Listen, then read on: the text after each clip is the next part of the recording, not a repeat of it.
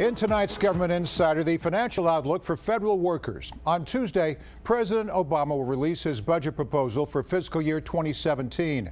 It includes another raise for feds, but labor unions don't like it. Joining me to explain is Joe Davidson, Federal Diary columnist at the Washington Post. Joe, before we get into the salary issue, give us some background on the pomp and circumstance around the president's budget. What happens tomorrow? Well, you know, in some ways there's actually less pomp and circumstance than there used to be because we're now in the digital age. When I first started covering federal government budgets, Budget Day was such a big deal because there would have to be someone who would go down to the printing office and actually carry back, you know, huge books of documents, of budget documents. But now it's released online, and so that part of the drama is done. But still on Budget Day, there are a lot of briefings around town of different agencies. Certainly the White House and the Office of Management and Budget will have its own briefing. And in these briefings, you can get an idea of what's going on in the proposed budget, either for the government as a whole, if you attend the one at the Office of Management and Budget, or at the various agencies that might have their own particular specific briefing about what's going on in their department. So it is a very busy day, you know, for the administration and certainly for journalists as well, because journalists will then go back and produce, you know, a number of reports of what's happening around the government in terms of the budget and what the president wants to do for his upcoming fiscal year. All right, here's some details. The president's budget proposal for fiscal year 2017 would give federal workers a 1.3% raise. Tell us more about that. Well, for 2017, it's going to be 1.6%, at least in the budget's plan. It's 1.3% this year. Now, that amount will go into effect unless Congress overturns it. My guess is that they will let that stand. However, federal employees, and particularly their spokespeople in their unions, would like to see it much higher. One union leader, J. David Cox, Sr. from the American Federation of Government Employees, which is the largest union, has called for a 5.3% increase. I don't think he's going to get that. I don't think he thinks he's going to get that, but he would like to see something more than 1.6%, which really isn't that much. Now, you're also following a new bill from Republican Congressman Tom Price, chairman of the House Budget Committee. Right. It's calling the Federal Employee Rights Act. Some argue the title is misleading. Why is that? Well, you know, in the press release that he put out about this legislation, he said that he doesn't want to force federal employees to pay union dues. Well, federal employees are not forced to pay union dues. They're not forced to join a union. They voluntarily join a union and then they pay the dues. And so that's one example of how it's misleading.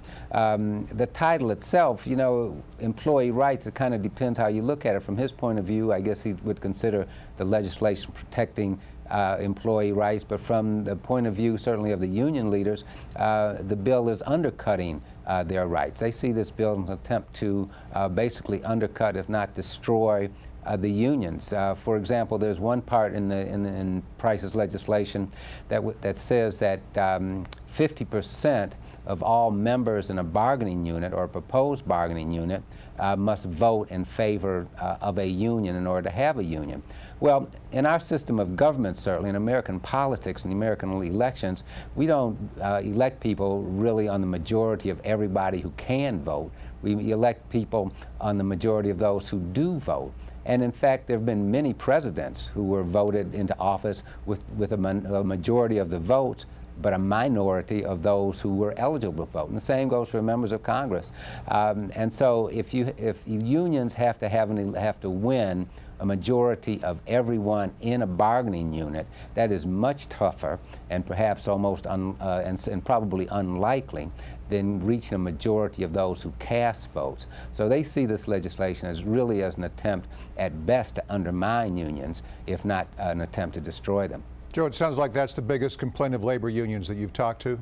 That's right. So far, that's one of the biggest complaints. And also this notion that it simply misrepresents the facts when it talks about when Price talks about not having federal employees forced to pay union dues, because they are not forced to do that now.